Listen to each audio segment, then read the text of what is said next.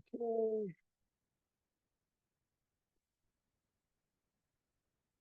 Hi, Hunter. Blur my background.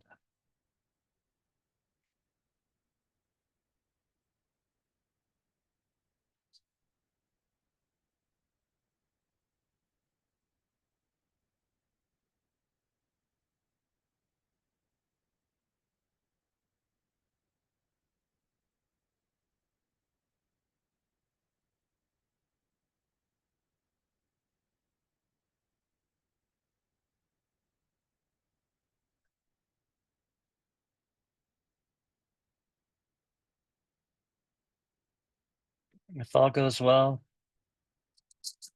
So we're not, I mean, I don't think I'm lecturing today. If all goes well, I am not lecturing today. We have our resident experts speaking today, or a few of them.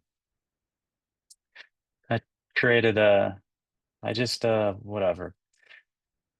I sent messages to people that got really high scores on the first monograph and requested that they speak about their projects because as someone who's been grading all the projects, I am shocked by how great many of them were, a lot of them.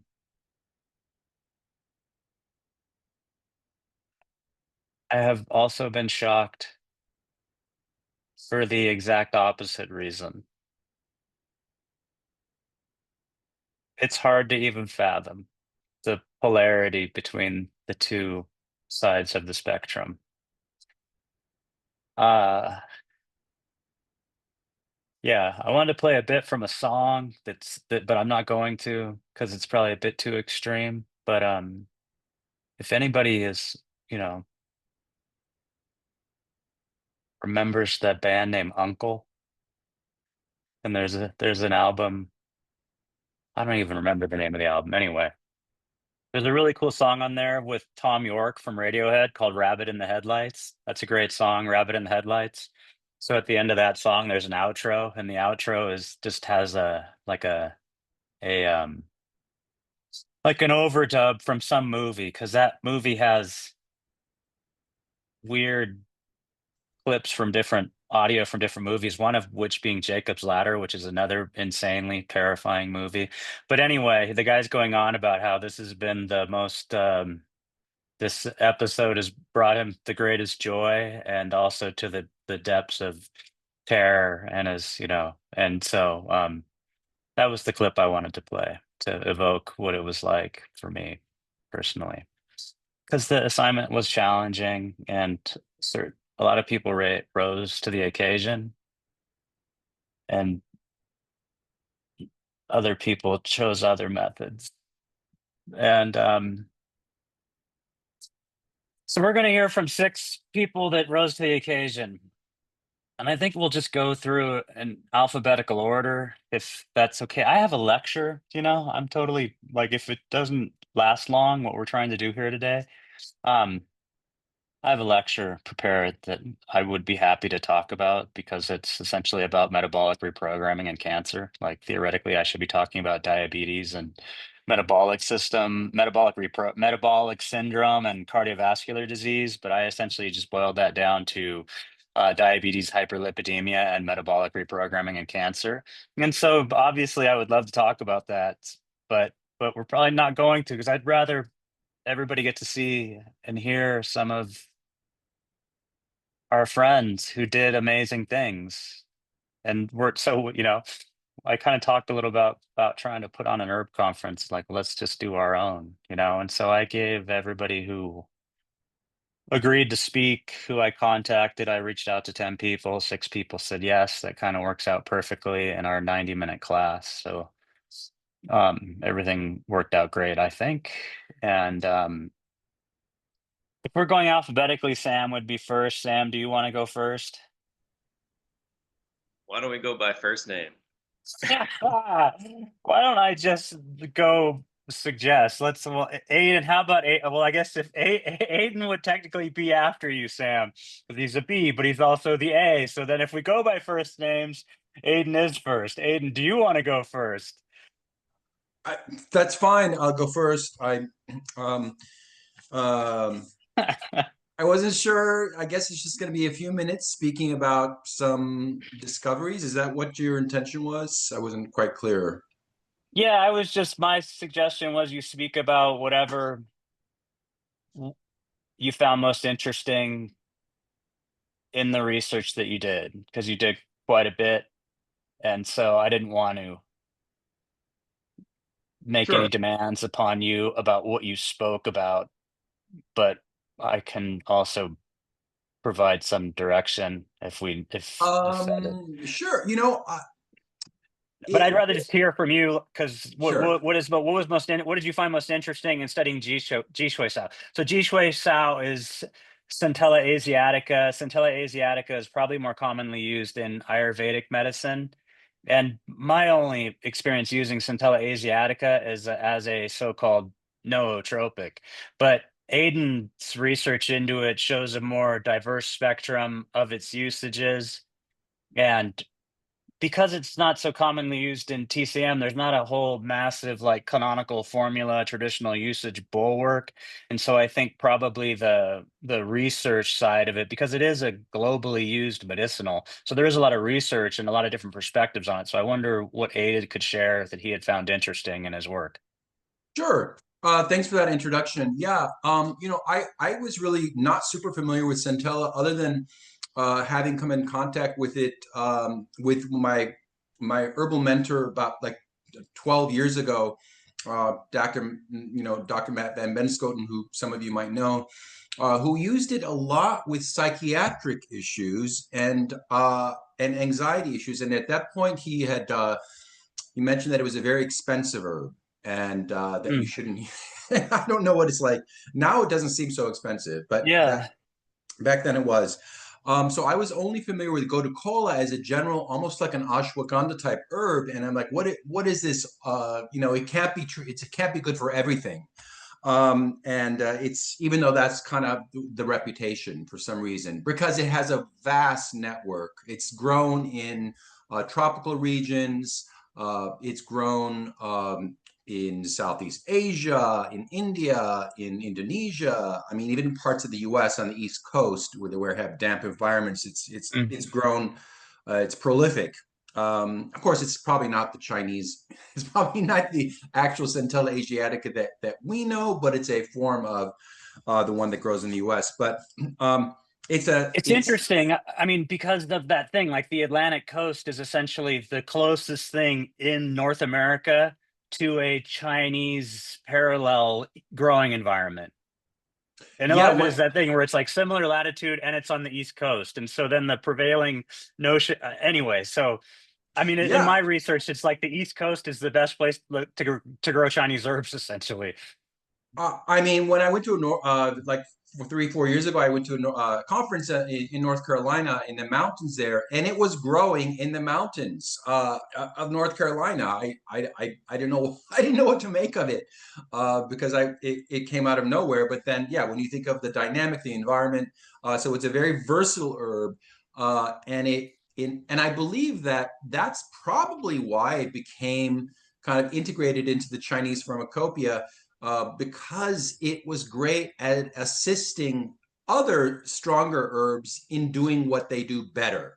And I think that may be part of why it didn't really create a formal family tree. It just kind of became thrown in here and there. Uh, I mean, I found one reference where on a Chinese site that documented that it had over 600 potential uses. And I was like, that's insane. Or it showed up in 600 different formulations on this one Chinese site. So one of the more interesting studies that I came across that was a little bit, I guess, bigger than your regular, under 100 person study was a study that looked at its use in chronic venous insufficiency, which some of you may have heard of in the last couple of days, but let's not go there, related to a very famous person. But and its ability to not only because of the components in it, the four major triterpenes in it, the medicoside, the asiatic acid, the asiaticide, and the medicoside, four different components. It's extremely anti-inflammatory, and it increases microcirculation. So people are really interested in studying to see if it actually has that effect. I mean, there have been studies from the mid '90s. There have been more recent studies in 2013, and the main issue with it seems to be that the bioavailability of the compounds is really low, which I think you maybe many of you found that as well in your own studies, unless there's a carrier that's attached to it. For instance, one of the other uses for Centella asiatica jiu is a topical application. It's used in cosmetics. It's used in wound healing, in skin issues, psoriasis, eczema. Mazen El-Kafshifa, who some of you might know, the famous herbal dermatologist, uses it a lot in just general heat clearing and wound repair. In many of his formulations, I happen to study with him as well. So I've seen that. And it's also used as a digestive herb, and that's kind of how the Ayurvedic medicine views it. It's used topically, but really as a digestive, for many different issues, from just stomach upset to more advanced colorectal diseases even. So I found it fascinating that it was has such a vast kind of application. And Oregon's Health and Science University has a really recent study from this year looking at its use in cognitive impairment related to Alzheimer's disease, which it's been supposedly can treat. And my mentor, Dr. Matt, used it, for instance, for psychiatric issues. But they don't quite have the full results, but because the goal is to determine if it has measurable, because it already is known to have reduced oxidative stress and increased mitochondrial activity as a water extract, there's a lot of hope that it can actually be used for a lot of the cognitive issues like Parkinson's and Alzheimer's. So several different studies have been looking at that. I didn't talk about them all in my monograph, but the ones I found were very exciting. So let me see what else I can. One of the interesting, I mean, this is kind of a historical ethnobotany kind of nerdy type discovery that I came across, but I don't know why I didn't know this, but there are herbs that aren't really in the major compendium of Chinese medicine. And there are groups of people, populations in southern China that for years used Centella asiatica as an herb in their own medicine that completely was an outlier of the established medicinals. And why I didn't know, I don't know. I thought it was fascinating. And they used it more as a singular herb for upper respiratory issues, throat, sinus, specifically.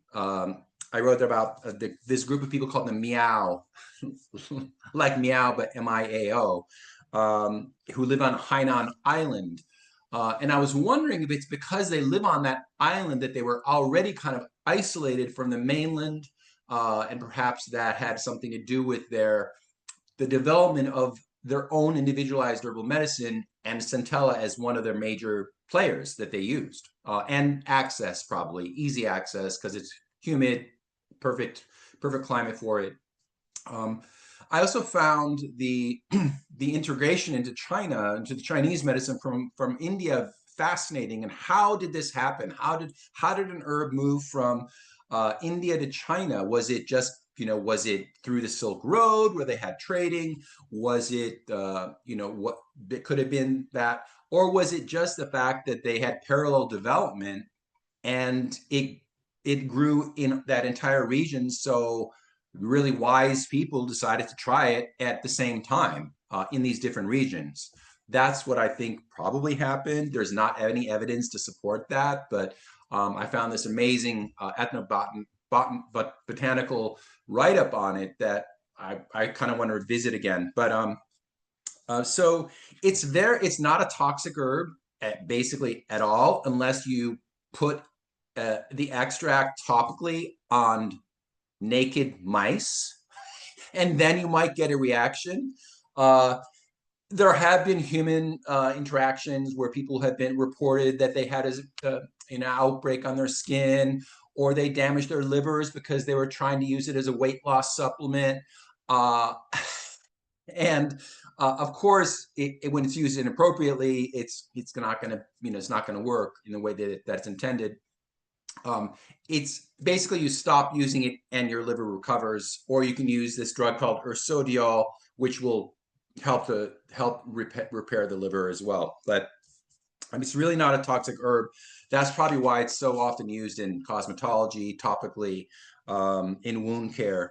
I'm surprised it's not more used in wound care, and I'd like to explore why it's not used in current wound care, because if anybody knows wound care, the the the the current parameters aren't very great. I mean, there aren't that many options in Western medicine. So I wonder why they're not exploring, because in Europe there are many companies that have already used Centella asiatica in many of their formulations. I'm not sure why the US or why the FDA hasn't really looked into applying it in the US more, but that seems to be the case, because it's basically and some of the other participants in this class can maybe talk to that who have more direct experience. But let's see, what else did I find fascinating about this herb? I think it. Oh, I came across the fact that because some of the components within the herb, the Asiaticoside, and the Asiatic acid, because they are glycosylated forms, that will apparently lower the toxicity if there's any toxicity. And it's easier to work with. I think that's why it attracts topical application frequently. That was an interesting discovery. So it's always been used, it seems, as an assistant. It's never the star. It's never the it's never the big player. It's but that said, I did find a number of formulas after I was desperate to find something where it actually was used as a grouping. I was able to find about 5 different combinations of herbs where they used it for urinary tract infections. Currently in hospitals in China, they're using it for bone and joint health in a known formula. And they're also using it kind of looks like more for I don't like this word detoxification because it basically means nothing. And I but it's highly detoxifying, and there are applications for that as well, as a specific formulation in granules. But I think the UTI formulation, urinary tract infection formulation, is probably the most used, and it's the most accepted version. The Sanjinpian, which is a modern formula created in the last 40 years. So how they decided to use that, I think it was probably came over from Taiwan, because I remember reading about the Taiwanese using Centella asiatica with Teris, Pteris, which I can't remember the Chinese the pinyin name, but apparently that combination is frequently used in Taiwanese Chinese medicine for urinary tract infections. So anyway, I don't want to take up too much more time. Please anybody else can pipe in or ask me questions, see if I can answer. So for the urinary tract infections, that would be like as an antibiotic or Um, it it yes, but it's a bit more specific because they've looked at the it's actually it's really specific for E. coli. So yeah, the antibacterial effect of the E. coli, yes. So I think that's why this hospital uh, uses it or developed it in the last 40 years because they see over and over and over if it's an E. coli bacteria, it's gonna affect it. So That was great. That was a good start. thanks. It took a little, yeah, it was like watching a boulder roll downhill, it started, you just started gaining momentum, you know? Thanks. Well, it's such a vast conversation. I mean, I do feel like much closer to this herb than I ever have been. But and Yeah, for sure. anyway, Yeah.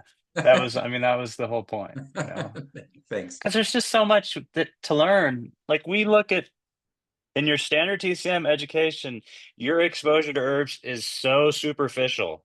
You're like, I learned about it in the two paragraphs that I looked at in Bensky. And then I started learning that it was in certain formulas and like a shopping list, and then it never goes beyond that. And then obviously people have their pet projects, and hopefully at some point, that you have a few that you know more about. But to go to this degree of learning about a single herb is usually fairly novel for most people. One of the interesting things that you said that might where Centella Asiatica is always like the assistant. It's never like the star player. In that sense, in a formula, it would never be the king herb necessarily, although it sounds like in one of those UTI formulas, it might be the king herb. Yeah. Um, it's interesting to think about like standard medicine. I mean, on one hand, maybe it's because it doesn't have necessarily any outstanding characteristic that it's such a broad spectrum medicinal that there's always going to be somebody that's superior at whatever formula that it's in at whatever it's in that formula for, you know? And so, it'll be the rhythm guitar player in the band. It'll never be the lead guitar player, and it certainly won't be the singer that plays lead. It won't be James Hetfield in Metallica. It'll be anyway. And then the other concept of the most banal concept of herbal medicine is that herbal medicine is all about the most popular herbs in the world are tonics. Why do you hear so much about ashwagandha or ginseng or whatever else you would hear a lot about, which is kind of over the counter herbalism, like as far as our practice as herbal medicine, it leads back to that idea, those two opposing things. Like on one hand, you're using herbs as adaptogens, on the other hand, or tonics, or on the other hand, you're using herbs to quote unquote detoxify. And neither one of those perspectives even comes close to evoking the deep complexity of Chinese herbal medicine and the nuanced application upon the physiology of the human body. And even something like detoxifying, it's like, what pathway are you detoxifying? Which channels, which organs, which organ systems, which physiological mechanisms? Like, what exactly does that imply? Because the term toxin is so loaded in that it's not just a material toxin, it's a pathophysiological process which results in the accumulation of pathological end products, and each of those pathological end products is a toxin, whether it be chi stagnation or phlegm or damp or blood stasis. And before that, the toxin itself is not necessarily a physical toxin. It's actually just a pathophysiology. And so it's important to remember, like in Chinese medicine, that it's probably not, things aren't necessarily material first. And so from a Western perspective, when we think about toxin, we always think about a material that is toxic. And it's important to take that term do and think about it as a toxifying physiology, or like one way to look at it is like sugar. where sugar is a nutritive, it's a food, it provides calories, you can use it to survive. At some point, sugar becomes a toxin. And it's a byproduct of all of these things like the over like hyperinsulinemia and then insulin resistance and also overexposure of insulin to the insulin growth factor, and then you have all these pathways get turned on in the body, and all of that ends up leading to metabolic syndrome, metabolic reprogramming, and then, unchecked cell proliferation, cancer, as well as a number of other things. And in some sense, the where the rubber hits the road is not that the sugar ever is like toxic; it's that the concentration of it's too high. As a consequence, all these uh, cellular pathways get dysregulated, and downstream of that is pathology. And so there's like water is the same. Like you would remember the idea about that, the Wii for a Wii, where somebody drank like 7 gallons of water in like an hour in order to win a gaming system, and then died because the like cardiovascular, because of like, whatever swelling in the cardiovascular control centers, like shut down her heart. And so there's really benign things that can function like toxins, and a lot of it is this complex when the material turns when the material is in excess, it creates impacts which result in a toxic effect. And so there's a way to see toxin as not just a material, but also a verb. All right. Anyway, um, thank you, Aiden, for getting us started. Would anybody like to volunteer to go next out of any of our potential participants today? This is I. Can I go next? Yes, please. We would love to hear from you. Can I share the document? Sam, is Sam there? Sam, can you assist us? When I was playing, I was trying to share stuff during Aiden's talk. Did any of that stuff appear on screen? It did. Okay. Well, but yeah, it's better if it'd be if I is in control of what she's sharing. That would be ideal. Because Do you see my document?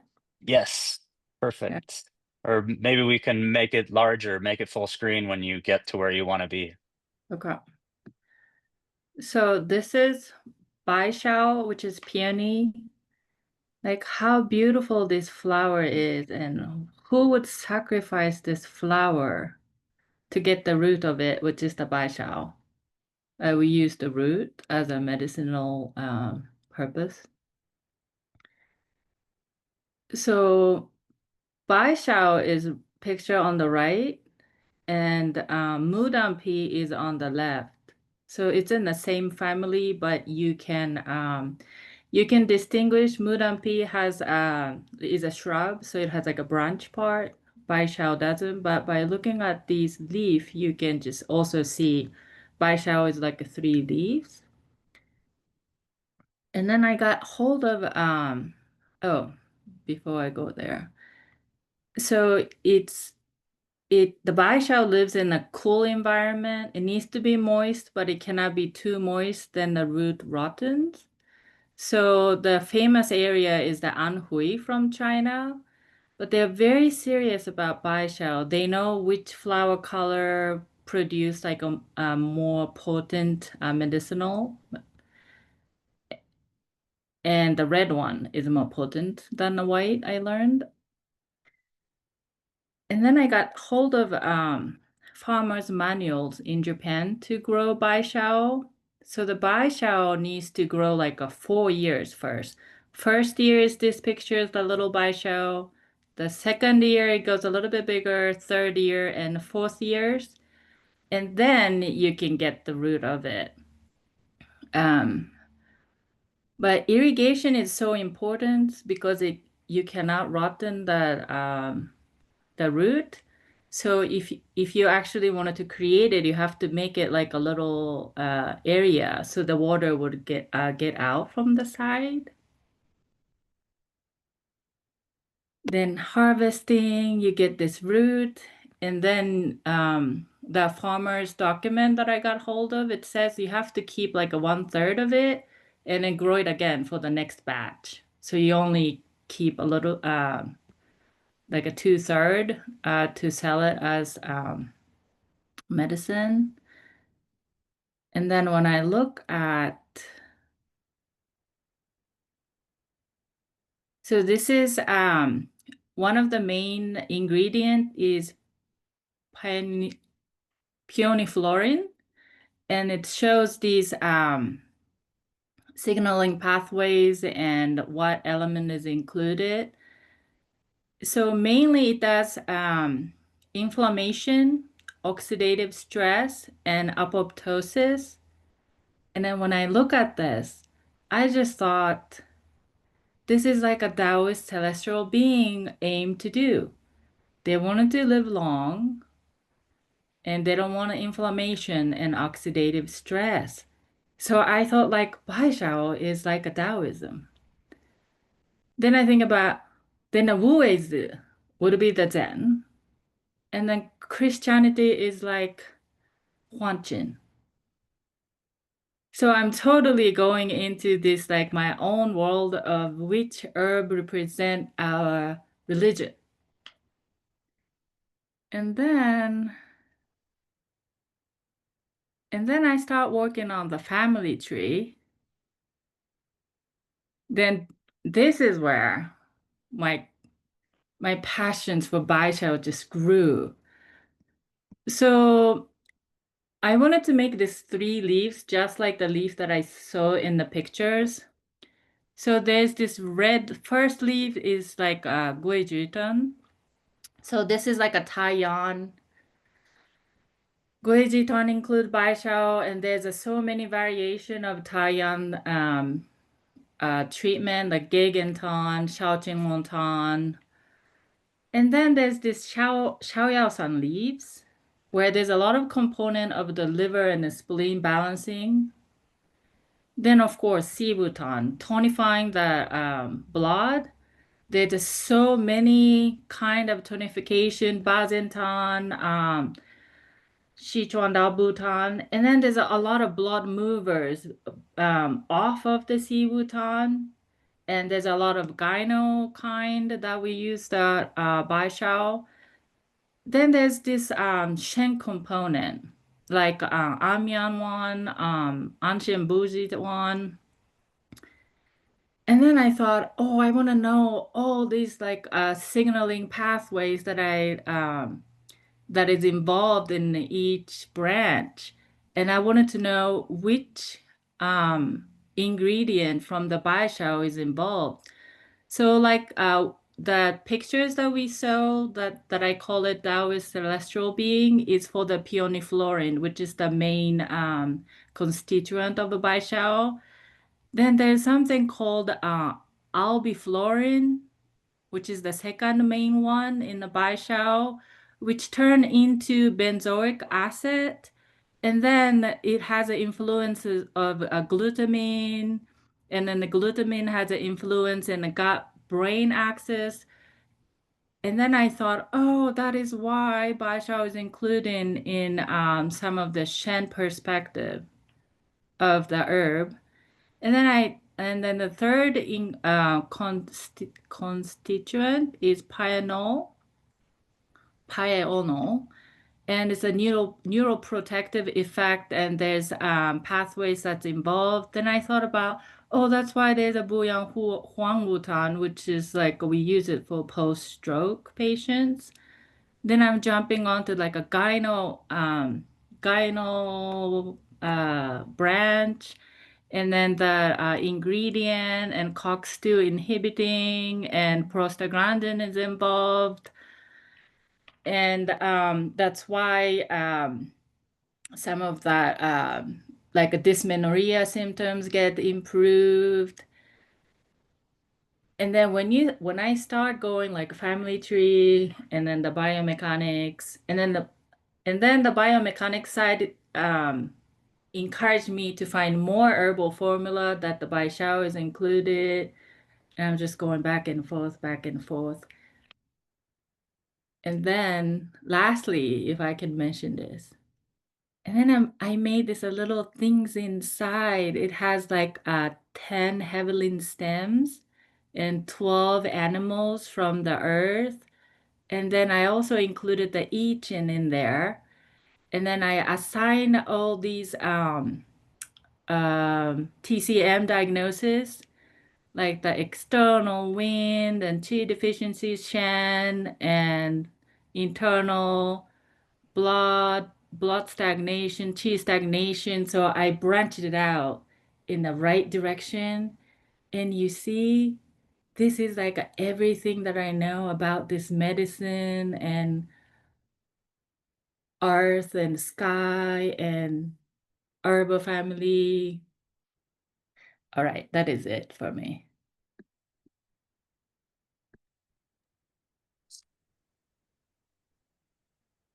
That was so great. Like my good, oh my God, you know. I mean, the whole aside about the parallels of the herbs to the religions is like so fantastic. But but the formula family chart and then integrating the active constituent with the pathway that's functional and that arm of the formula family, and then mapping in the kind of general treatment principles with the stems and yeah, I love this part where you essentially lose your mind. We're just like, oh, you're just like so deep in it, you know? And you can just exert your passion, and everything that is interesting to you comes out in your experience with this. And it's so unique and so brilliant. And does anybody have any questions or comments on what that whole amazing thing was?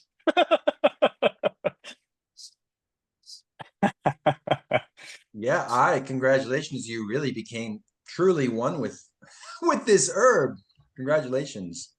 Right? If I can say one more last thing, have anybody watched TV series called Shogun? So the Shogun is about the man who unite the Japan, holding the sword and everything. But there's a Mariko-san who is the wife of Shogun's assistant's son's wife. But the show is about Mariko-san. Mariko-san's relationship with the shogun, Mariko-san's relationship with the white guy who showed up in Japan, and Mariko-san's relationship with the husband. And then when I see that chart, the Baishao is like a Mariko-san. So Baishao is also never a king herb, but it's included in all these king and like a Chaihu with the Goiger and with the Gansao and with the Mm. other like a tonifying herb. And that's what I see, Mariko-san in the Baishao. Okay, sorry. That's it. A lot of times it is said that I mean, Baishao is a sour herb, and so Baishao can essentially enforce the mandate of metal, which is to descend. But it's the fire that dominates the king, the emperor, because everybody bows down before the emperor. And so potentially, in some sense, the metal can serve as the minister for the mandate of the emperor to allow everything to bow down. One of the interesting things I wanted to share because I was is this, and it's let's see if I can bring this up. Um, is that Baishao in the world I live in, or I don't know if I want to say that necessarily, that might be TMI. Um, is that Baishao is herbal Prozac. And so if in context of, I mean, it's also in these liver chi stagnation formulas that branch out from the Jiaowei Shaosan tree, but then there's the Anshan, the different calming Shen formulas. When we look at Baisha, when we look at the flavor, nature, and channel entering of Prozac, being that it's cool, sour, bitter, enters the liver, spleen, and heart, the flavor, nature in Baisha is quite similar to Prozac. If we look at the functions of Baishao, and you'll see if you look through these things, particularly when you start looking at the Chaihu tongs, and you see the role where it's typically either Chaihu or it's Chaihu Baishao. Well, that's not actually correct. Chaihu tong doesn't have Baishao, so we can start looking at Guizhou Baishao combinations and compare it to anyway Chaihu combinations. Then you get to the Chaihu Baishao combinations when you get to Xiaoyasan.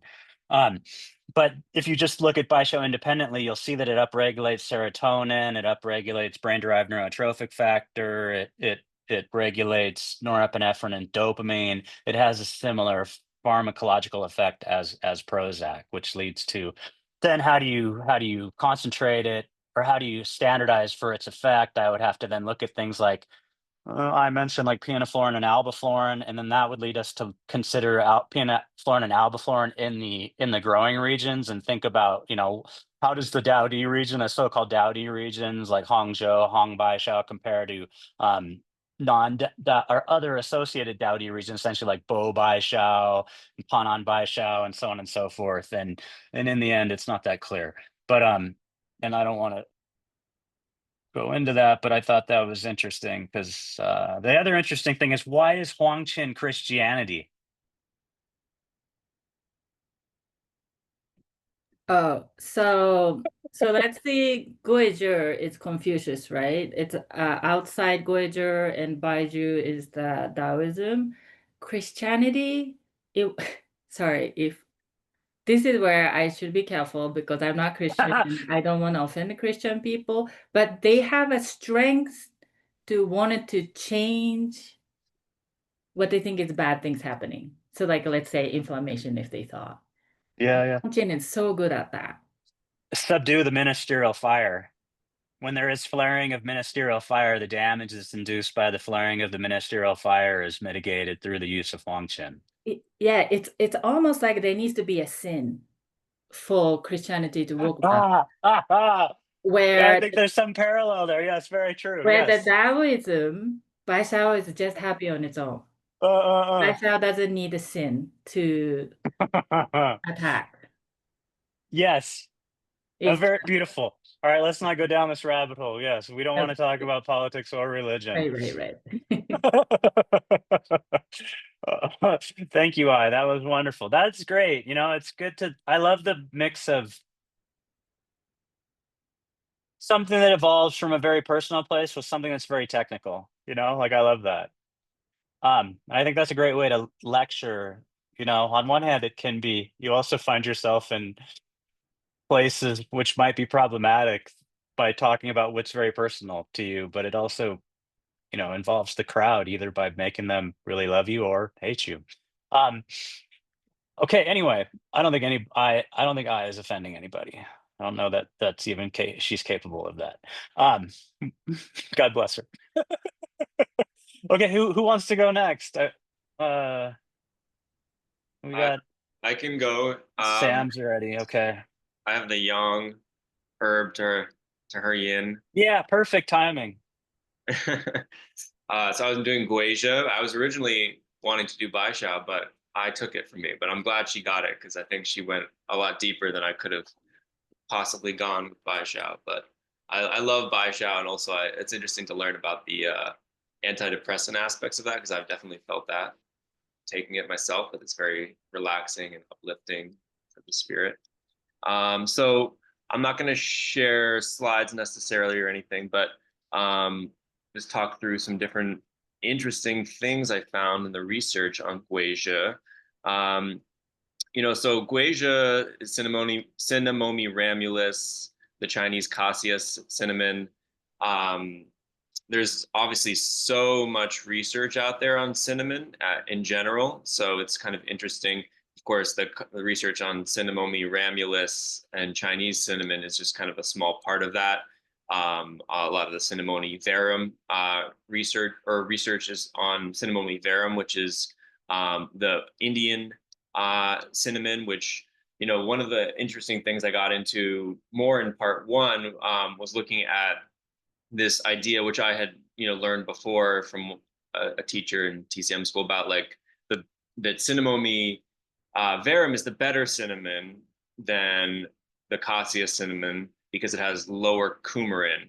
So coumarin is one of the constituents in, and this is kind of a oversimplified idea as I got into more research on this, but coumarin is, one of the potentially toxic components of cinnamon, and it's higher in the cassia genuses of cinnamon. so that was something that I was looking into, but what I found that was interesting was that the Chinese cassia cinnamon actually has a lot lower coumarin content than some of the cheaper cinnamons, like from Vietnam, um, that are more the standard ones that are used. That you, if you're just buying cinnamon, um, from the market, you're going to probably get the Vietnamese one or one of the other. Let me or Indonesian cassia. But and usually that true cinnamon, the cinnamon liverum, the Ceylon cinnamon is going to be the more expensive one. So the cassia cinnamon, it kind of has in between in terms of the amount of coumarin.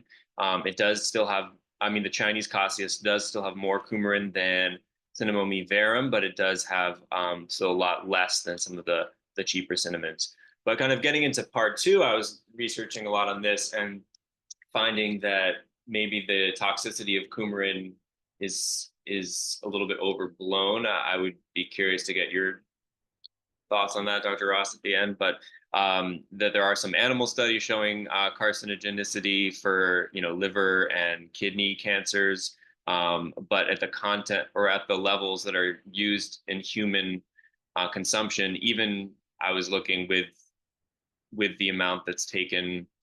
If you're taking an herbal supplement with cinnamon, that it's regardless of type, that it's still so low that it doesn't really have too much concern. That's what some reviews on the toxicity were saying. So that was interesting to learn as well.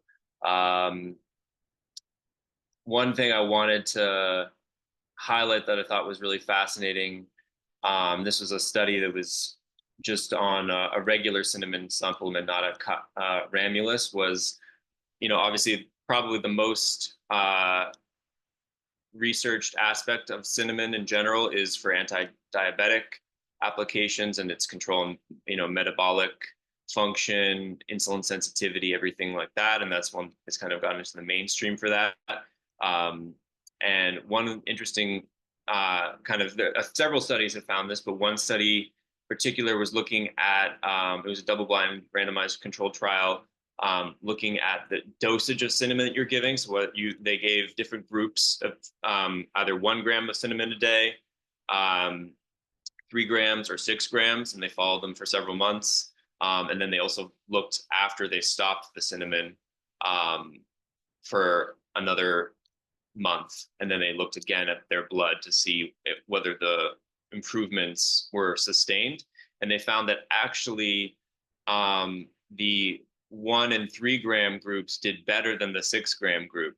I believe there was some things that the 3 gram group was better in and some that the 1 gram group was better in, but in general, the 1 gram group actually had the most sustained effects even after you'd stopped supplementing with the cinnamon for a month, in terms of its effect on the hemoglobin A1C and the other lipid parameters that were being measured. So I thought that was really interesting because that kind of relates to how we dose cinnamon in Chinese medicine, that it usually is a lower dose, maybe 1 to 3 grams in a formula, than other herbs where you might be using 9 or 12 grams. So I thought that was really interesting.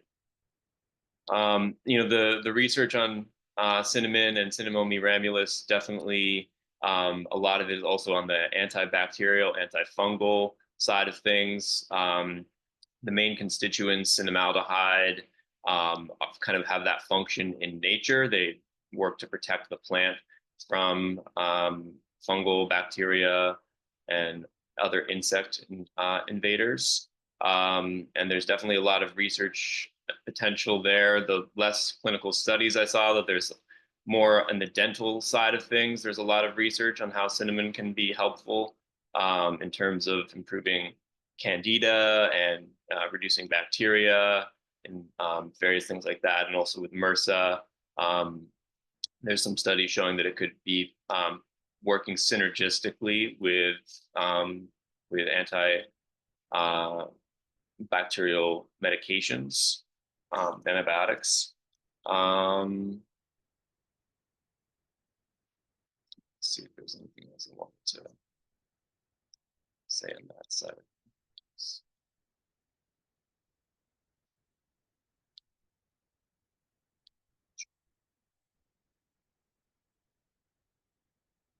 There's also, yeah, there's also been a lot of research in terms of as an anti-cancer agent, but most of what I found was not on the clinical side, more in the preclinical animal studies and in vitro. And then there's definitely some evidence for helping for blood pressure, vasodilating effects, also anti-inflammatory effects, analgesic effects. There's an interesting study on dysmenorrhea showing that it was effective for that.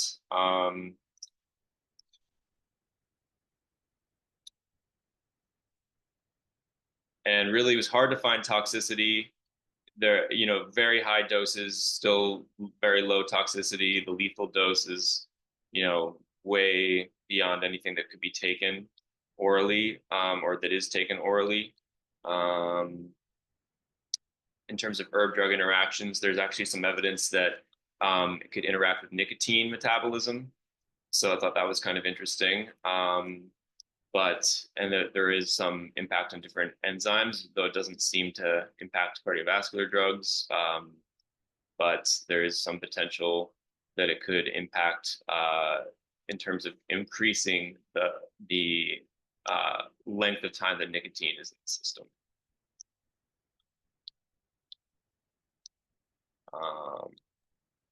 Sam, can you practice Chinese medicine if you don't use Guager?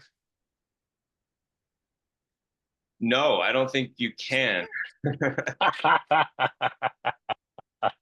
kind of does everything, and that's kind of what the research is so overwhelming. It's like it's almost like it could just be something that people take daily. I mean, it's that's why it's part of everyone's diets. But yeah, definitely, Guaja is life. And Guager is life. Baishao is heaven. Guaja is life force on earth, I would say. Yeah, it's interesting. I mean, definitely, I feel like I know you're more in the fire school, Dr. Ross, or you seem like someone who. I mean, I don't know if yes, not necessarily, but Okay. Well, I mean, anyway, that's the influence of Shang Hanlun medicine, right? Do you see the Guager formula family tree is? wow. I mean, you study Shang Hanlun, you start with Yeah. Taiyang, and Taiyang is Guager.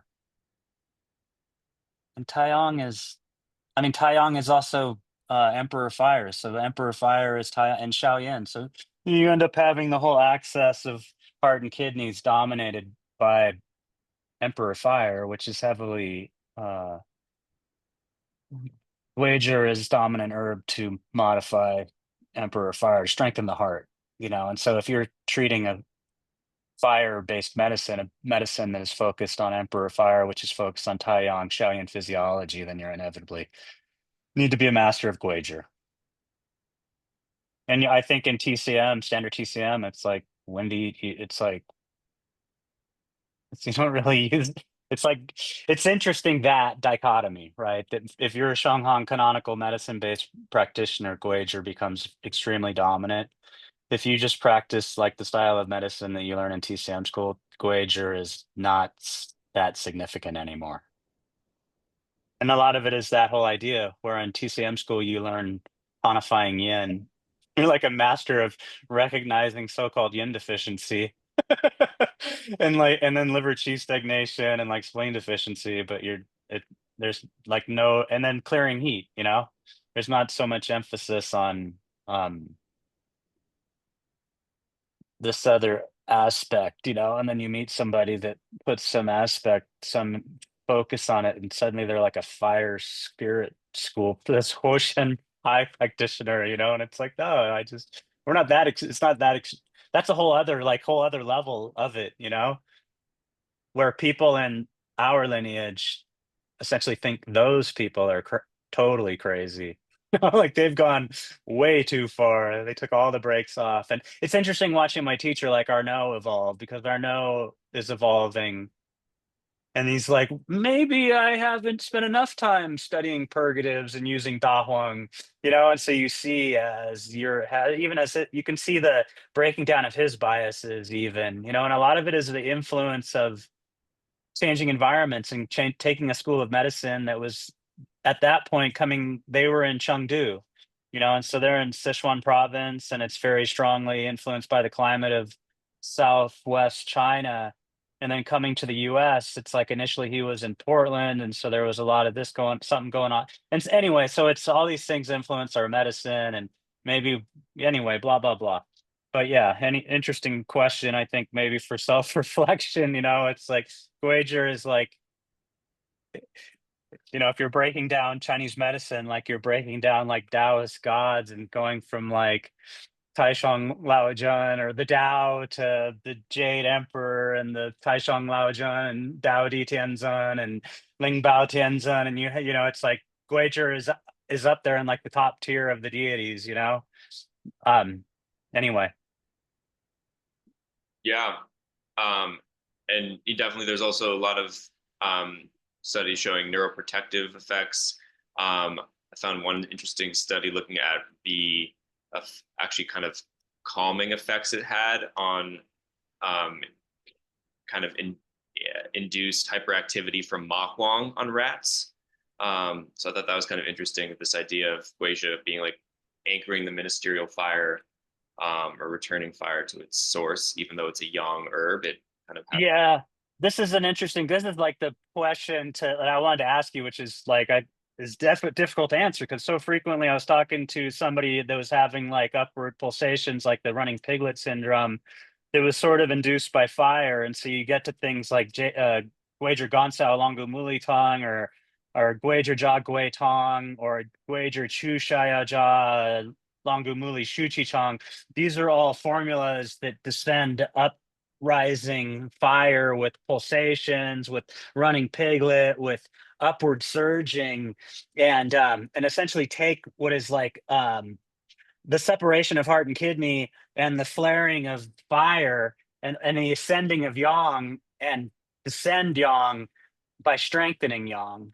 And it's very counterintuitive to what most people think, and it gets to the heart of some very challenging ideas at the heart of traditional Chinese medicine, of canonical medicine, of classical Chinese medicine, but also some of these things that in a biochemical perspective would be similar, like a pattern description of what you're describing pharmacologically.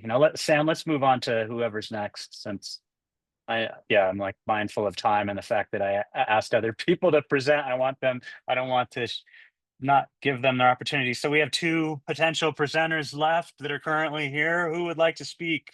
Erica or Hunter? Hunter got her hand up. Okay, Hunter, please. Hunter, do you need to share anything? Or are you good? Yeah, I can share my screen. I think I can do that.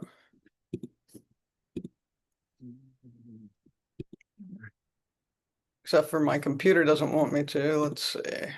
I see you, Felipe. I see you're here now. So I have you scheduled for last.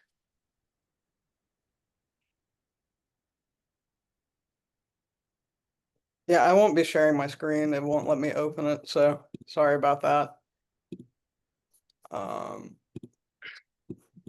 Wants me to restart Zoom, but I just basically went through and I was like, yeah, I'll do cardamom. Oh, that's real simple. No, there's like, Bidoko, Salguo, Shaldoko, and Diadoquo that are all considered cardamom. And then, you look in Binsky and you look in, I forgot this other guy's Materia Medica publication and on American Dragon, and they're like, oh, it's grains of paradise. I'm like, oh, but no, it's not. That's an adulterant in there. So I just kind of went down a bunch of little rabbit holes, and I'm like, well, what about the cardamom and, and that they use the green cardamom in India? Well, that's a totally different, classification of plants. So I was like, okay, we're in the ginger plant family, and I went through and found that there are 3 varieties that you can use as cardamom, and went through a bunch of synonyms and Chinese names. Sorry, I can't talk or really think today. I've had an interesting week. And it grows in subtropical monsoon forest. And I thought this was really interesting because there's only a few places in the world it grows. Like it grows in southern China and then some in Cambodia, Laos, Indonesia, and Burma, which I think is Myanmar today, and Thailand and Vietnam. So I was like, well, you can't grow it in Florida because you have to grow it at like 600 to 800 meters. Like, and there's no hills in Florida. So I went through a lot of the macroscopic descriptions. I'm not going to go into that because we have other people to present.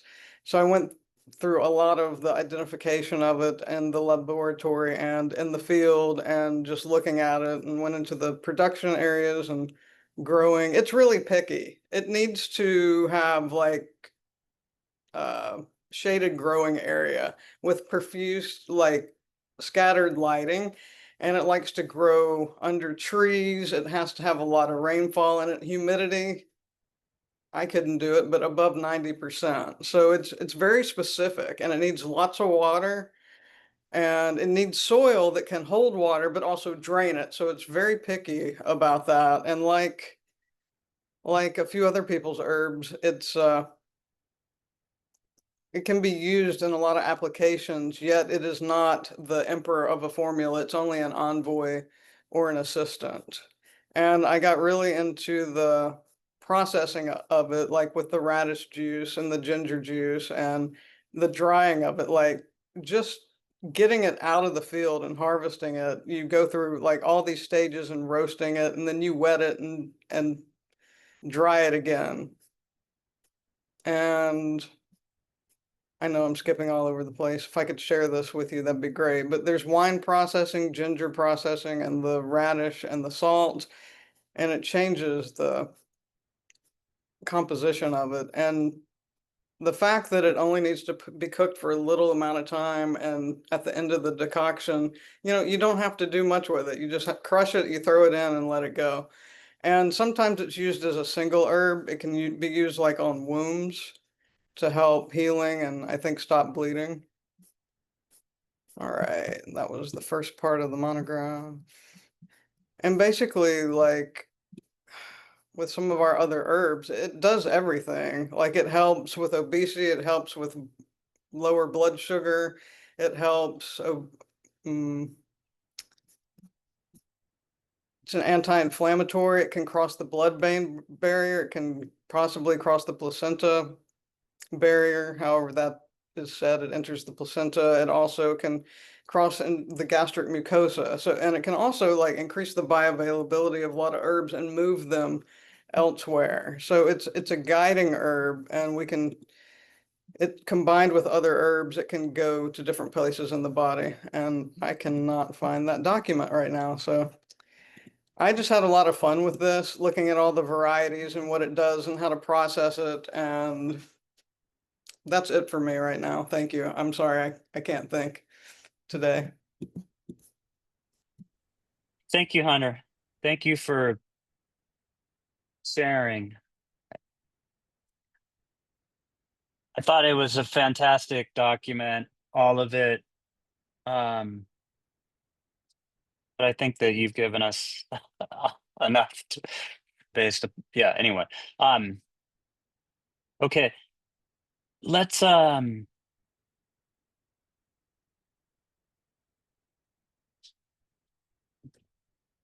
speaking of like the whole fire spirit thing, like Sharon has some role in that descending the yang idea, like when you are using yang strengthening herbs. Some of the fire spirit people will incorporate Sharon to help guide the fire back into the water, into the kidneys. Hunter went through a lot of very interesting material on going through the intricate steps, because Hunter's obviously very interested in cultivation. And obviously, if you go through all the difficulty of finding the ideal spot to grow this thing and then investing all your time, and then it's usually probably quite delicate to dry it properly because you are in a 90% humid environment, but then you have all these essential oils. And so you have to dry it in a way that you don't lose all the essential oils, which creates all these challenges because you can't apply too much heat. So then likely there's very complex post-harvesting processing methods in order to maintain its qualities. But then beyond the post-harvesting processing methods, there's actual powder methods. And so this was one of the things we were trying to, that some of you might have run into when you were looking at your medicinals, is like it's that depending on the medicinal, there can be very nuanced post-harvesting process methods to just generate the shung unprocessed material. And then beyond that, there's going to be fairly complex and rigorous powder methods. One of the interesting ones that Hunter mentions is the fear processing method, which we'll just leave it at that, you know. Um, I think anyway. Okay, Erica, would you like to go next, Erica? Sure. I need a I What's need a, going on? I need to share. Can you hear me? Okay. Yes. Okay, I need to share a document. Can we? I can do it, I think. Uh, Is Sam is MIA? I don't. So is Sam MIA? Sam out there to help us do this? okay, wait. Let me Can see. you free her up, or is there something you need to do, Sam? Okay, good. Okay. Can you see this? Yes, we see a dahlia. Excellent. Okay, so okay. Mine's going to be more brief. Okay. So starting with interesting things right off the bat, Sangju, interestingly enough, in the original Materia Medica in the Shenong Banzaojing made no distinction between Sangju and Baiju. It's pretty much, they considered it the same. But starting with the alchemist Tao Hongjing, it was recognized that both species eliminate damp and tonify spleen. But Baiju has a relatively more tonifying effect, and it's suitable for deficiency conditions and involves more interior things, while Sanju is relatively more draining. It has a more draining effect, and it's suitable in excess conditions that may involve the exterior as well as the interior. And in the Pharmacopoeia of the People's Republic of China, it states that the most common indications for Sangju are that it dries dampness, strengthens the spleen, removes wind, and scatters cold. It also brightens the eyes. It's used in damp blocking the middle burner, abdominal fullness, distension, diarrhea, edema, when damp, painful obstruction, and leg qi atrophy and flaccidity and night blindness. So going on, it's all in how we process Sangju that defines how we use it. So I found the Paoji methods very interesting. So the Paoji method transforms one plant into multiple precise tools for targeted, safer, and more effective care. So for bran frying, it enhances the tonifying effects for the spleen, making it perfect for patients with problems with bloating, anorexia, and digestive weaknesses. And it also softens the herb's drying nature and reduces GI irritation, which is ideal for gently treating dampness. For soil frying, they fry it in red clay, and it introduces an astringent effect, which you can imagine can help with chronic diarrhea. It includes cases like IBSD, and this form is especially useful when the intestines need support without too much stimulation. Charring, as you guys know, typically gives a hemostatic function. Not only can it be used for bleeding, like blood in the stool and heavy menstrual bleeding, but it also simultaneously addresses dampness too. So it retains its original function while it helps with the hemostatic functions. And finally, rice water processing makes the herb even more gentler.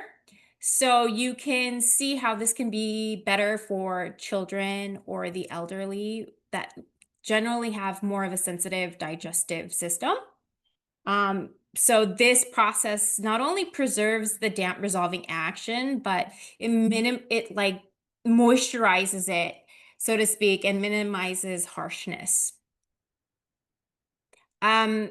The Pauger methods also, interestingly enough, affect the bioavailability of bioactive compounds, and we're going to discuss this more in the next slide.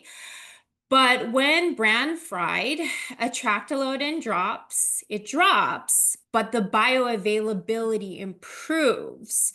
So you get better absorption of the material, of the bioactive compound, even though you get less of it. Beta-udesmol and henesol become heat stable, and they increase after the drying process, thanks to the water loss. So the atractylon, on the other hand, drops when you char, but it becomes less toxic. So that's what makes it useful in bleeding conditions. Importantly, the liver toxic compound, atractyloside A, is reduced through rice processing, which significantly improves safety, and it's best for sensitive patients like we previously mentioned. And among the non-volatile bioactive components, polysaccharides break down into smaller, more immune active fragments. So they become more bite-sized pieces that the body can use. And melanoidins form during this frying process, which adds an additional antioxidant power to Sangju.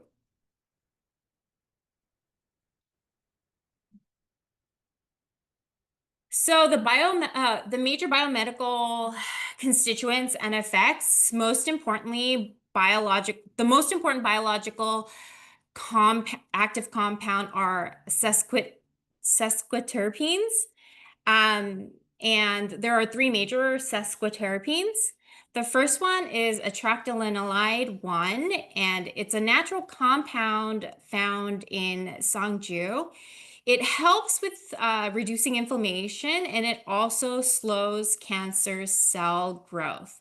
How does it do this? It does this by blocking a key inflammatory switch in the body called nuclear factor kappa B, by stopping it from turning it on, and this can calm inflammation. It also slows the energy production that cancer cells use to grow by turning down this pathway called JAK2 and STAT3.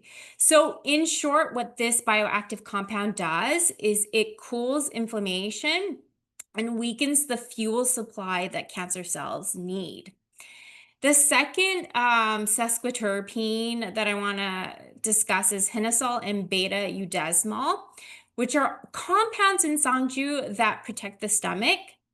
And how they do that is they boost the stomach lining repair by activating healing pathways like epidermal growth factor and its receptor. They also reduce stomach acid by calming acid-producing pumps. So in short, they heal and protect the stomach lining so that it allows the stomach lining to heal faster. And it's kind of like sealing up a wound, making it especially helpful, as you can imagine, in ulcers and after inflammation. The third sesquiterpene is atractylin, which helps to fight viruses by turning on something called toll-like receptor 7 and interferon beta pathway, which is part of your immune system. It's like an early warning system. It's the fire alarm system. So toll-like receptor 7 senses a virus inside the immune cell, and it activates a signaling cascade that causes the cell to produce something called interferon beta. And interferon beta, and what that does is it warns the neighboring cells and activates immune responses to block the virus from replicating, copying itself to kill the infected cells. So this action stops viruses like the flu from multiplying in the body.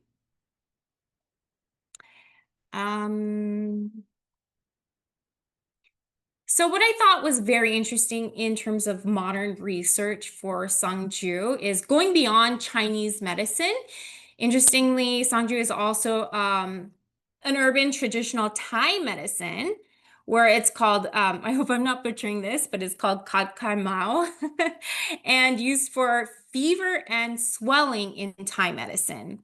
It has quite similar indications to Chinese medicine, in my opinion.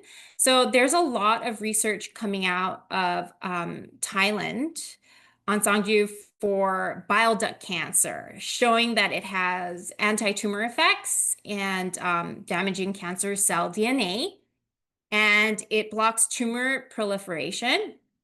It also increases immune cell counts and stimulates killer cells like CD8 T cells to infiltrate tumors.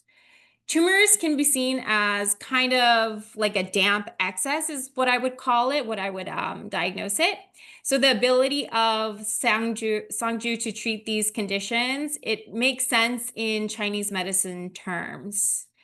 Its anti-tumor effect is akin to the action of eliminating dampness, while its ability to stimulate the immune system is also similar to the action of tonifying the spleen.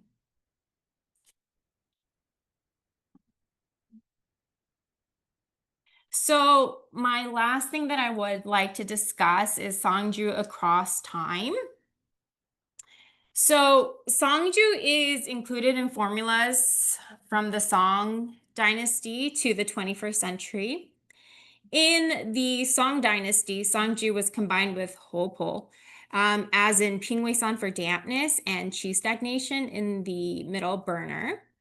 It was also in the Song dynasty combined with exterior releasing herbs such as baiju to induce sweating and release exterior dampness, seen in the formula Wuji-san.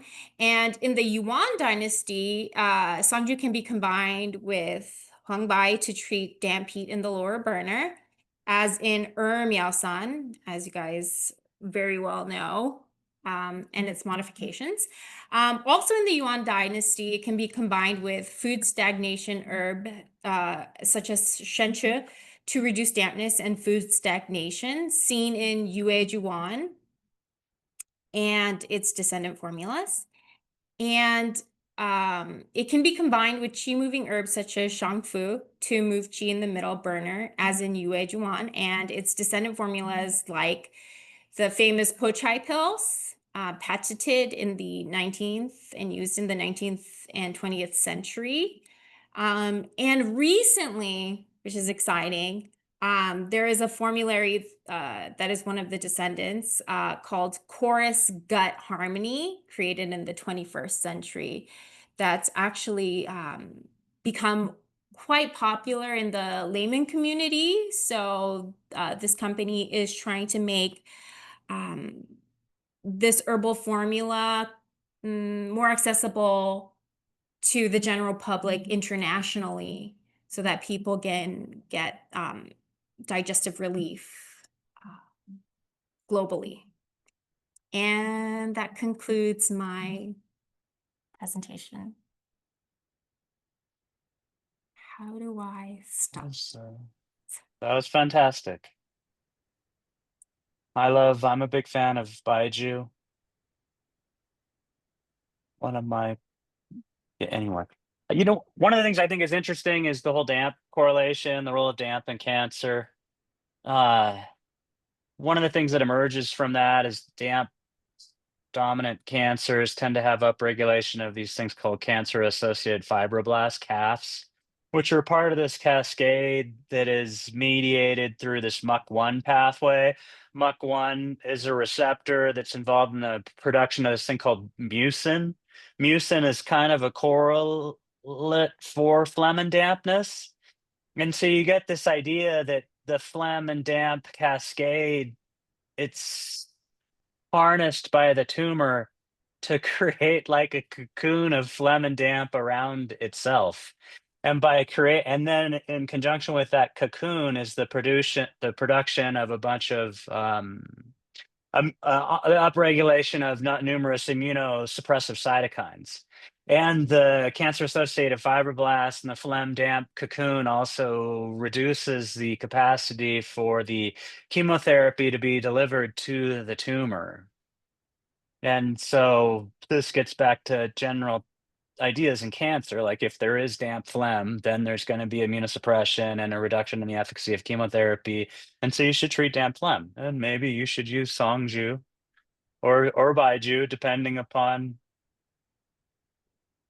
what is more appropriate. Yeah, Shannon Betsojing, they just called it Ju, right? Which is essentially thistle, because that family, that branch of the Asteraceae family is the type that has that particular, if you go back to the first picture that Erica showed, if you remember it, it doesn't look like the standard aster, like the sunflower. It looks like a thistle. The flower head has a particular, and that kind of, it's more spiky, and maybe it has the more doctrine of signatures of its ability to penetrate dampness and so on and so forth. Obviously, it has its aromatic effect and like the aromatic constituents, the essential oils, and then therefore, like Sha Ren, it'll have these particularities about how it needs to be post-harvest processed to maintain its characteristics. One of the interesting things that Erica mentioned was that upon processing, powder processing, bran frying, the beta udesmol increases in concentration. Your mic is off, which was like an interesting thing, right? Where it was like, well, because I think, is it an enzymatic thing? Does it get converted to higher concentrations of udesmol, or was it just like a mathematics thing that it was not sure. Okay.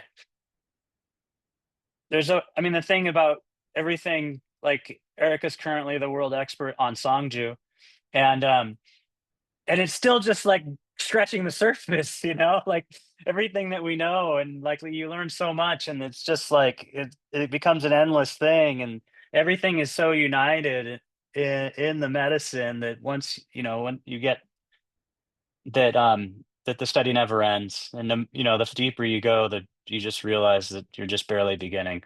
I would like Felipe to speak now, if that's possible. Is Felipe available? I think he is. Felipe has to turn his mic on. Yes, I am here. And excellent. So this class helped me a lot to understand better the effects of the herbs. I choose again D1 because I am working with some allergic patients, especially with eczema. And I was very interested to try, I tried cortisone, right, like a betamethasone. Later on, I tried another immunosuppressants, like Adbry is the last one. But I try more specific D1 with Xuan Shen. That's the same area. And D1 is amazing herb that help us to regulate the autoimmune system. It's very interesting because it's not only one metabolite. For example, in immunosuppressants, we had EEP4 to block the change of the reaction of the immune system. But D1 has more, a lot. So, and modulate and more creative and more expansive actions in order to protect and regulate the immune system. So this is a blood tonic, enter could be for kidney gene deficiency or kidney gene deficiency, especially is go straight to the liver or treat also liver inflammation and dryness heat. Is also neuroprotective aging, is antidepressant, protect the heart too. But I focusing more in the immunoregulatory aspect. We have many components, and the second assignment enlightened me a lot because it was this part was my heart to looking to the pharmacognosy, pharmacocinetic, and pharmacodynamic with the components of the D1 Rehmannia glutinosa, like, for example, ethanoid glycosides, phenylalanine glycoside, polysaccharides, oligosaccharides, triterpenes, flavonoids, and terpenes. And also, I found another my research, in another article, especially the DERP2, that try to binding the IgE, this immunoglobulin E. So in the patient with eczema or allergies or asthma, I found in one patient 350 levels of the immunoglobulin E. So when I tried to give him D1 in 4 weeks, reduce the levels, the 350 to 120. That means it's a impressive regulatory area, like a cortisone, but in different way. It's not acting like the side effects of cortisone. So it tried to control and modulate the immune response, and it's a good regulator. Also, this kind of the metabolites or components like a catalpol help a lot with helping with enhanced insulin sensitivity, reduce renal oxidative stress, and another is NF-BTN is another component, suppress inflammation and in the immune disorders. And also, I found that this herb regulates lipid metabolism and mitigates the atherosclerosis. It's very interesting how much benefits has this one. And for diabetic, insulin resistant, but mainly for me was very enlightening a lot with this research to find we can reduce immunoglobulin E with also another eosinophilia that increase the levels with have problems with allergics, right? So this is a good herb with Shen Shen, and to help us to control the immune system. That's it.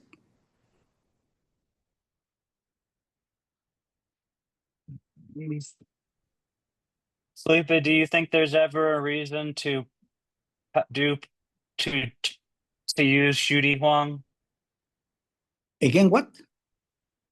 You know how we have, like, I imagine pretty much your usages, particularly, I mean, you're using Sheng Di Huang, right? Sheng Di Huang with Xuan Shen, particularly for the case that you shared Yes, and to yes, reduce IgE.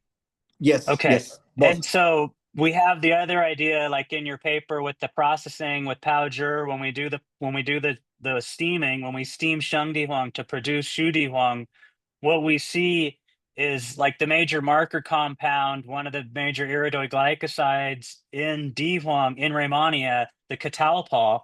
The catalpol is sort of a marker for concentration. When we do the steaming, it's reduced incredible. It's like 40% reduction in catalpol concentration from Sheng Di Huang to Shu Di Huang. And then you have the Maillard reaction happening, and then you create the HMF compounds, the hydroxymethylfurfuryl compounds. And and so my question was essentially, is there ever a reason to create to do the processing? Do you find some cases where you use Shu Di Huang instead of Sheng Di Huang, or do you just use Sheng Di Huang? I use Shen Di Huan. Yeah, In this case, I use it. right, because I mean, particularly for like the skin stuff, inflammatory Yes, stuff, it yes, doesn't yes, really make yes, sense to make it warmer. yes. It's interesting when you study the processing, it just looks like you're degrading the quality of the herb. You just I think like when you study the chemistry of the powder, it just looks like you just make Shengdi worse by turning it into Shudi Huang. But I think I'm missing something. I think that there's something else happening in the processing that I'm not accounting for. Yeah. It's good that you have the personal experience. You know, I think like one of the things I had this experience of Rehmannia glutinosa is one of these plants. It has a sordid history in the botanical world, in that it started out in the Plantaginaceae family, along which would mean that it was in the same family as Chechianza, Chechiansao, Plantago major, Plantago asiatica. And then it became part of the Scrophulaceae family, along with Xuanshen, um, uh, Scrophularia ningpoensis or Scrophularia cacadensis.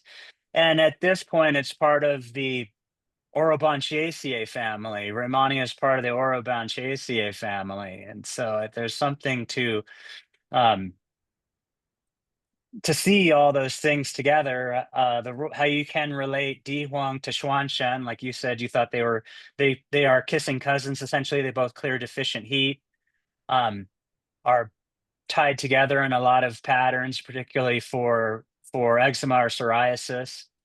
And then we can also see the relationships of Di Huang to things like Chechianza. We see it in one of the versions of Shen Wan or Liwei Di Huang Wan. I think it's the Sangji Di Huang Wan, Jisheng Shen Wan, actually. I think that's the name of it. Anyway, there's a lot of interesting aspects of Di Huang, beautiful plant. Thank you for sharing my experience with it.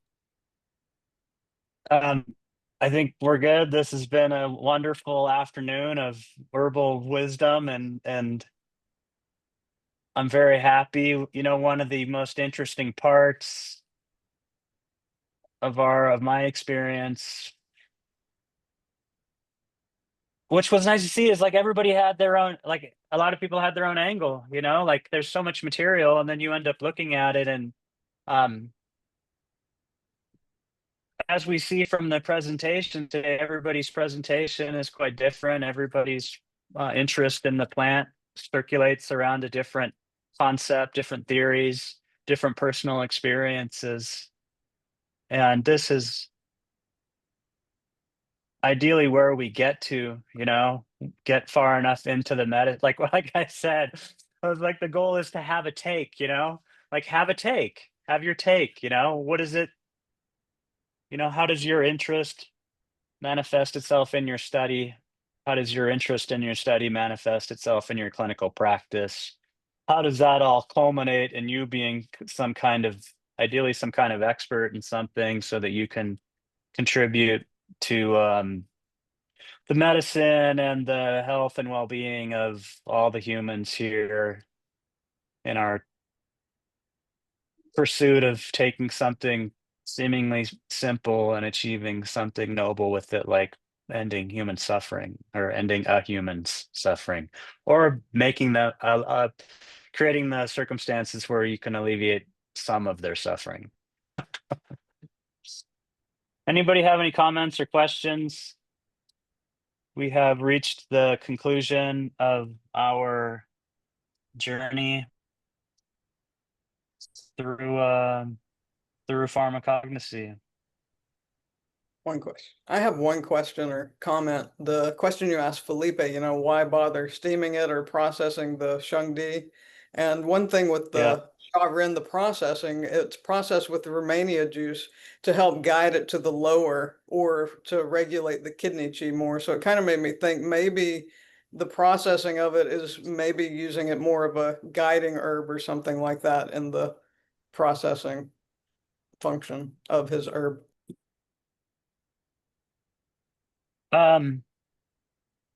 Yeah, I wonder. I mean, um, I think that to be quite, I want to pin myself. I want to make myself very important now. I can't figure out how to do that. Um, I question everything. I question that, I question whether or not that processing with D-Huang guides it to the kidneys. My question about D-Huang specifically is just based upon a fairly myopic view of D-Huang, honestly, is to lay out my perspective and the devil's advocate. One quick discourse is that the marker compound is that catalpol, the iridoid glycosides, and the iridoid glycosides are the major, and there's going to be kissing cousins or brothers and sisters of catalpol, all these iridoid glycosides that are like one carbon molecule group, methyl group, whatever, phenol group off of the catalpol, the biosynthetic tree. Anyway, all these things get degraded and turned into uh, um, less functional compounds than the iridoid glycosides. And in the process, you generate these HMF compounds, hydroxy methyl furfural compounds, which are typically seen as toxic, potentially toxic. And so this superficial reading of the processing of Dihuang from Sheng Dihuang to Shu Dihuang, at that superficial level, you're left wanting for a good explanation for it. So there's likely, I mean, you're processing it with alcohol, and so necessarily you're increasing the carbohydrate concentration of the Shu Dihuang of Shengdi, turning it to Shu Di. You transform the flavor towards from a more bitter and cold to a sweeter. Theoretically, it becomes warmer. What does that actually mean? Um, all of these things this is where we're at the, like, all of us, I would say. And one of the things I behoove all of us to do is to question all these concepts, like when you're like, well, what it says in the far is we do it because of this. Well, what does that mean? What is the next level of understanding? Like, number one, it's like, well, um, it turns blacker, and so it has like more doctrine of signatures of the kidneys. Um, I mean, like, we maybe have a better understanding of like how if we process Huang Lian with Wu Juyu, how the chemistry then changes. So it's interesting for us to try to always hold out this standard, which is the standard of like a 4-year-old. At least this is how I was when I was 4, which was just ask why. Why? Why? Why? Why does it then enter the kidney? And then since we're like pretty highly educated, then the necessary answer has to be commensurate with our potential level for understanding. And so TCM will provide a theoretical answer, which is at the level of like platitude, where it's just like some words, and you just have to accept the validity of those words at face value, but then to try to um go deeper. And I mean, I'm not opposed to it actually. So it'd be, because I think maybe you asked that question, or it was like, or I think Ellen asked that question, which was like, how do we understand how the herbs then have a tropism for a particular organ, a particular tissue, a particular channel, and what is the chemistry that's allowing that function? So we can assume that there is some type of, you're modifying the chemistry, you're imparting, extracorporeal chemistry onto the Sharem by processing it with Dihuang, and therefore through that processing, the additional compounds, then the tropism, its affinity for certain tissues and organs would ideally change, and then therefore that platitude of it then entering or being guided to the kidneys would actually occur. This is true for all of these things, right? Like where we think like Baiju and goes frontal headache, and Wujiu is the vertex headache, and Chuan Chong is the whole head, and Gao Ben is the occipital headache, or Chong Huo is occipital headache, and this is all anyway. We're all so darn smart now. It's good to throw out the next level, and be like, okay, these are other things we want to figure out. Maybe that's for Pharmacognosy B, when we just do the most antagonistic questions that we can possibly think of. I think about these are like the sacred cows of the medicine. Like what are the sacred cows, and how do we like put them up on the on the chopping block and see what's going on in there? Is there a lot of time it's really rewarding and very interesting, to actually cut through it, to play that game. Like, this is just, I don't believe that. And then when you actually go into it and you figure out that there's literally something there, and then it opens up that whole idea of modifying the chemistry of something to alter the particular tissues it has an affinity to. Now I have a completely different perspective on how to deliver my herbal medicine with specificity, and that can then open up beyond what was on the table, which was like, some kind of contrived phrase that's been passed down without any deep understanding of what it really means forever. And so that's kind of, hopefully what everybody's getting to is like, on some it's like great symmetry. On some sense, it just is like terrible, and it makes you question the deepest held beliefs in your entire soul. On the other hand, it can bring you great joy, when you're like, wait a minute, this is stuff it does, this is not, no, that's not. And then you cut through it and you're like, wait, no, actually, okay, that's awesome. It does that, and wait, I learned all this other stuff, and yeah, so that is like too much for most people. They don't really enjoy that process, but we're not going to hear about that, Alan. We're not going to hear about that. There's lecture notes in topic for week 10.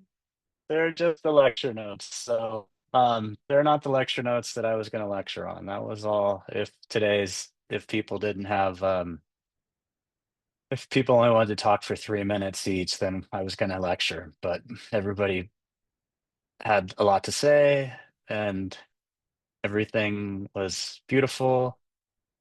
And yeah, we're good. I don't have anything else to say. I loved it. I'm really proud of everybody. That was great. Thanks for playing along. Thank you, Doc. You're welcome, Felipe. Thanks for participating. I'm in thunderstorm land. My internet broke down like in the middle of Felipe's talk, so I like lost my internet. So now I'm currently on iPhone hotspot. So fingers crossed I could get back on the internet for next class. I love thunderstorms. Summertime. I'm supposed to be grading all night long, but if like I probably have to go hiking now because the smell of the forest after a thunderstorm in summertime is like top, very top level experience. Yeah, like Angela is in the comments. Angela turned in something beautiful. I'd like to apologize to Angela for not being asked to present, because I didn't actually have her presentations until after I'd asked everybody to present. I'm Do a really certain thankful I did not have to present. It makes me very nervous. So thank you. Okay. I just wanted to then. So there is plenty of people. There are quite a few people that did really remarkable stuff. It was just I just had to limit who I asked essentially. So I went to monograph part 1 and I chose the top 10 highest scores. And that doesn't necessarily mean that they did the best. They just followed the rubric. Anyway, I'm trying to not make it whatever. There's a lot of people that did great work that didn't get to present, so I don't want to feel like they've You're gonna been pass. judged too You're better outrageously than me. badly. Oh, and I don't know when I'm teaching a cancer class again. No, I Actually, yeah. The next thing I teach is yeah. if they I'm not, yeah, I don't know. I think my next cancer class is probably at Colorado University of Chinese Medicine. And actually, my next class on cancer is in a month at the Swiss TCM University. So if you want to fly out to Switzerland for the fourth integrative TCM medical conference or whatever it is, Oh my gosh. you can hear me speak on Saturday and Sunday Oh, all day long oh about my gosh.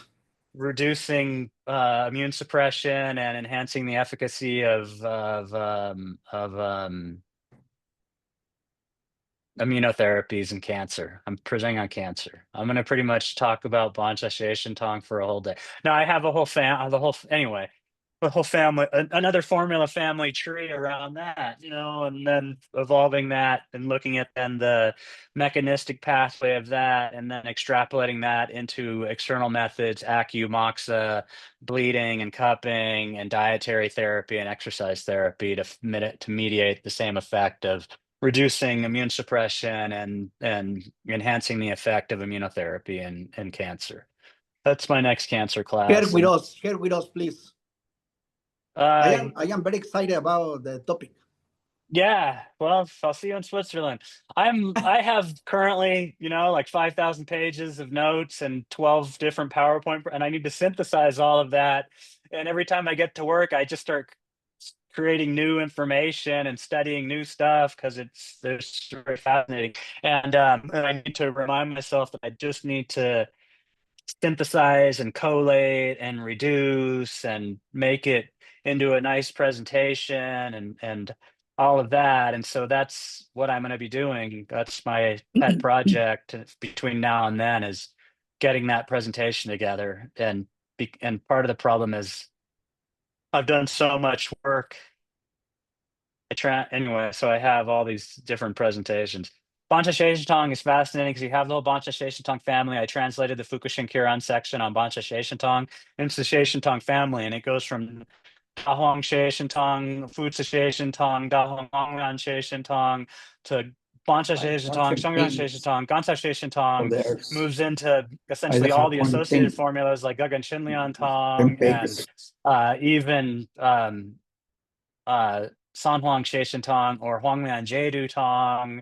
And then you branch out the other way and move into Xiao Chai Hu Tong, from Xiao Chai Hu Tong and Chai Jialangu Muli Tong, from Xiao Chai Hu Tong into Chai Guizhi Tong, into the Guizhi Tongs, or into, and so you have that idea of the formula family tree, which conserved within that formula family tree is a lot of the therapeutics and the active biochemical pathways that would mediate the same effect on immune suppression and enhancing the effect of immunotherapies. And so when I'm trying to synthesize all of the classical stuff that I'm talking about, like like how we do abdominal palpation in order to indicate which formula it is, and then synthesize that with the modern stuff about immunosuppressive tumor microenvironments and how we use therapies that touch these different pathways like vascular endothelial growth factor and IL-6 and blah, blah, blah, in order to, and the microbiome and all of these things. And that's what I'm working on.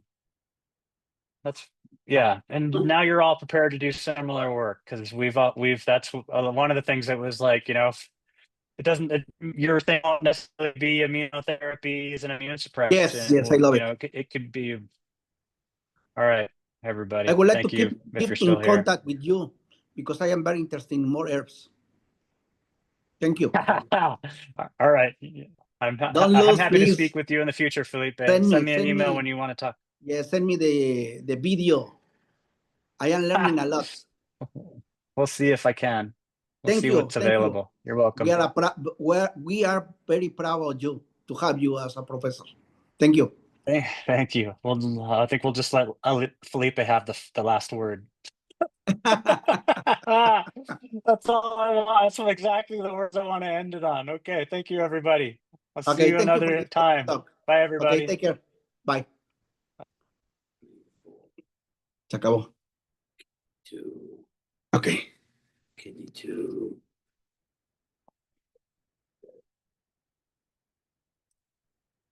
4, 5.